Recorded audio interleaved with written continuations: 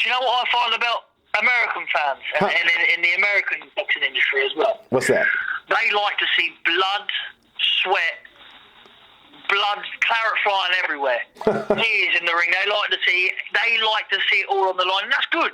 That's good to pay. I like to see a fight like that. Mm-hmm. But the true reality of it is when you finish your boxing career, you got to have your wits, your sense, and everything about you still, because you still got a life to go on. They haven't. Mm-hmm. You know, let's say out there, let's say if you get a fan who's followed you from day one, and he spent, let's say, $10,000 following you from start to finish of your career, and you've earned 5 or 10 million. But if you're not all that, if you haven't got all that same brain and that same sense around you when you finish your career, you know, it's not really, you haven't really won, you haven't achieved anything. Because you'll see some of these fighters now, what gets blood clots, what's got brain damage, what's got this, what's got that. You know, Antonio Margarito, you know, he can't get sanctioned to fight anywhere else but in his own country because of his eye damage, and he's still fighting on. You know, I feel that they're the losers in the end. Because if you can go in your career and you can earn enough money to financially secure the rest of your family for their life, and you come out and you still got, you know, your face is still okay, and you got your sense bright, you got your wits, you know, you're not punchy, you can still string a sentence together. I think that you come out a winner. You know, Floyd Mayweather, people look at him and say, oh yeah, he's not exciting. Yeah, but do we need to be exciting? He's earned all that money now.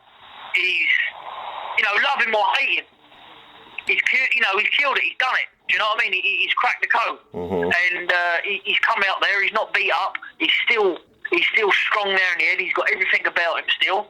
So I respect a man like that and look up to someone like that, because, you know, I'm not saying I'm no Mayweather, or I'm not ever going to be earn as much as Mayweather did. I'm not saying that, but, you know, if I can take a little bit from Mayweather, a little bit, look at him and think, well, you know, he's done well, he's come out, he's not beat about, his face ain't marked up, and I don't care about getting in the fight or taking a punch, because I take them all day long, but I'd rather, boxing's about hitting and not getting hit.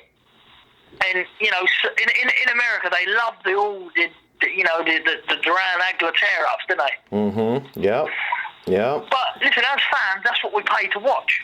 But as an individual, being in the sport and looking around, and when you see, like Nick Blackwell, I boxed before, I don't know if you heard about it, he boxed Chris Eubank, and then he went into a coma. And when you see stuff like that, and you realise that you're one of them that puts your life in the ring on there, it's not about me.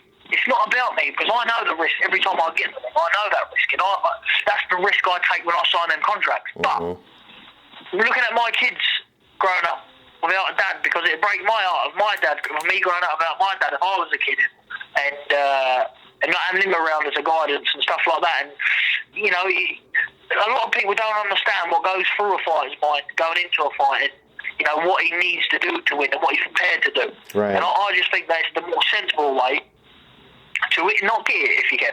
And you were at that fight too, the Blackwell Eubanks fight, right? I was there ringside, yeah. That's right. I think I remember one of my guys did an interview with you there. How much do you think about, not that, or retirement per se, but just about the business aspect of, okay, I'm not going to be fighting forever. You know, I'm not sure what I'm going to be doing after fighting. So, I have to get this fight, that fight, this fight in order to maximize, because fighters only have a small window of opportunity to make money. So you want to be able to maximize every fight you get. Yeah, I mean, with me, what I like doing, what I've done from day one, more or less since I've been 20 years of age, is invest in property, invest in stuff, you know, only stuff that goes up. You know, I mean, you got to think about that, because I know boxers over here were some £2 or £3 million sterling, and they're now ringing people up and ask to borrow £100. Wow. You know, and I'm a very good learner. I like to think I'm a very good learner at stuff like that. And I've been around people in the gym that's earned millions, and then they haven't got nothing. They're turning up at the gym in a moped, a motorcycle. They're turning up at the gym, and they're giving £200 for a motorcycle. I'm thinking to myself, well, you've made 2 or 3 million. Where's it gone? I'm thinking, whoa, where has that gone? And then good life, the parties, they're this, they're running here, they look at me, I've got this, and look at me, That's good, yeah, in the moment, but what's your kids going to do, and what's your family going to do? That's what counts, because for me, if it was my kids there on me and someone had to go and leave this earth, I'll say, right, I'll put my hand up straight away, take me now.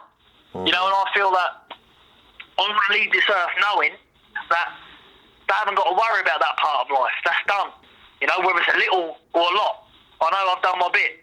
But, I think you've got to be very sensible what we get, because like you said, it's a very short window, and once you lose one opportunity, boxing, it's not like football where, you lose one game one week and the next week you win and you're back on top. Right. Boxing's not like that. It's a rebuilding. It's a completely rebuilding program you got to go back into. And some fighters ain't physically, mentally got it in them to do it again.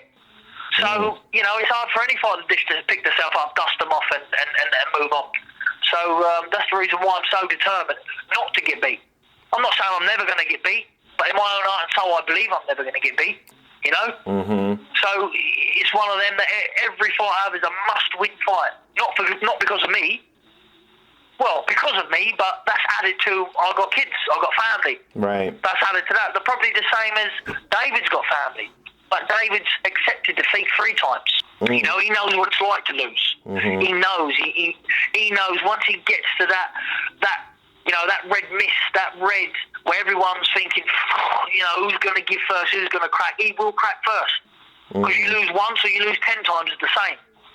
And I believe that's what Mayweather got inside it, something like that. All these fighters was unbeaten. You've got to have that. You've got to have that determination and grit. Don't worry about the crowd. Don't worry about their cornermen. As long as you're winning, that's what matters. Because if you're winning, you're still earning.